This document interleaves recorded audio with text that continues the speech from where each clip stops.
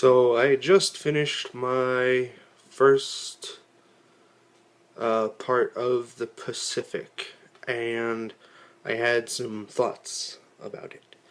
Um, it was good. I'm not going to say that it was bad, because it definitely was not bad. It was very well done, good. But coming off the heels of Band of Brothers, and I know I'm really late on reviewing the Pacific. I just picked it up at my local library because I don't have HBO and I haven't had DVD Netflix in forever. So I just picked it up. And the reason I didn't think it is as potent to begin with as Band of Brothers was in in the first part of Band of Brothers, you were highly invested in these characters because they were all part of the same company of what were they, Airborne, Army Airborne. And for me, I mean, they went, you watch them go through boot camp and like get their promotions and stuff like that, and you got to know each character individually, their strengths and their weaknesses, because they were all part of the same platoon or the same outfit, company, Band of Brothers. Uh, and that's the point of Band of Brothers, was it was following that company through the European theater. The Pacific, however, starts off with very brief character introductions. I mean, very brief. It starts with guy meeting a girl at church, and that's what. Why do I care? They pass it off as, oh yeah, this is my neighbor. You're my neighbor, or whatever. I'm gonna write you. So they do that whole thing, and they go through the whole kind of flirty thing, and then they move on to a briefing, telling you about the Pacific Theater, and you meet three characters, and then they meet for dinner at one of the characters' houses for Christmas dinner before they go off to the Pacific Theater. But they didn't really. I mean, they mentioned their names in passing.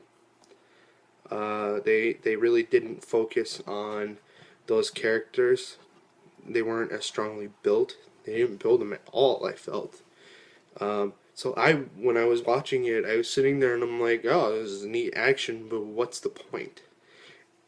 In order for me to be invested in this kind of movie, when I already know the history and I've already seen historical accounts and battle footage, whether or not it was taped before or after the battle actually happened.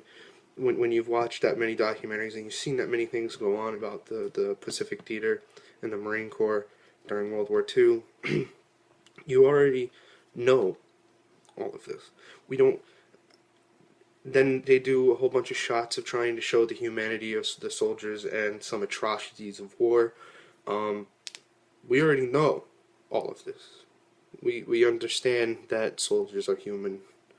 We understand the cost of war. We've seen this outlined in Band of Brothers, in Saving Private Ryan, because this is all the same group that made these three movies, or one movie and two miniseries.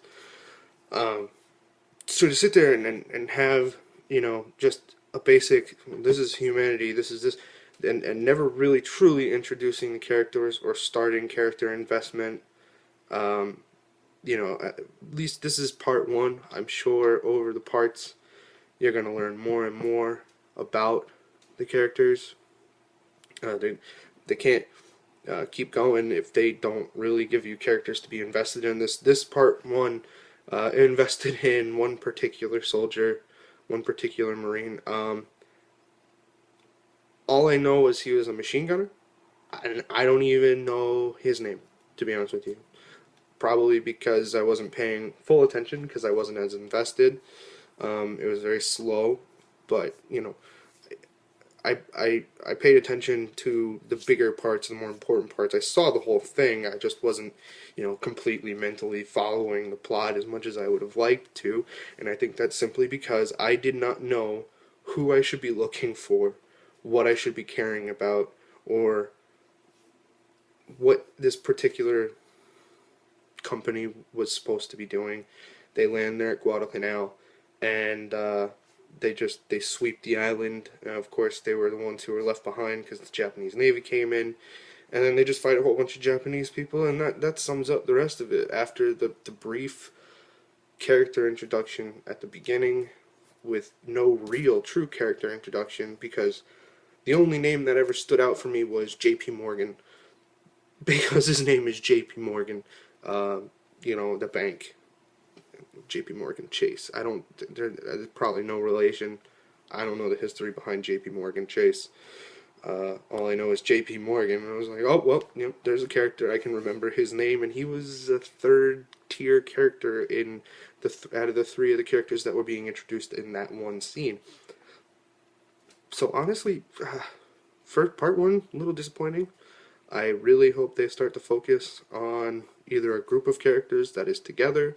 Those three gentlemen, I would like to see more focus on them, learning, getting their names drilled into your head, getting the personalities, fleshed out a little bit more, and and it seemed like the only characters they built up besides the machine gunner, besides that character in the first part, were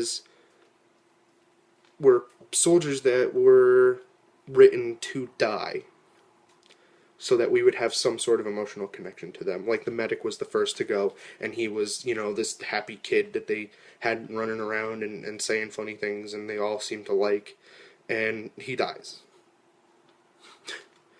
That's all I knew about him, was that he was a medic, and they played him up and killed him. And they did it to a couple other characters and then blew him up. And then, you gotta give me more than that. So, here's to hoping that the rest of it is good. Again, I know this is way late. I should have picked up the Pacific years ago when it came out. I've heard really great things. I don't think it's going to stand up to Band of Brothers, to be honest with you. Or Saving Private Ryan.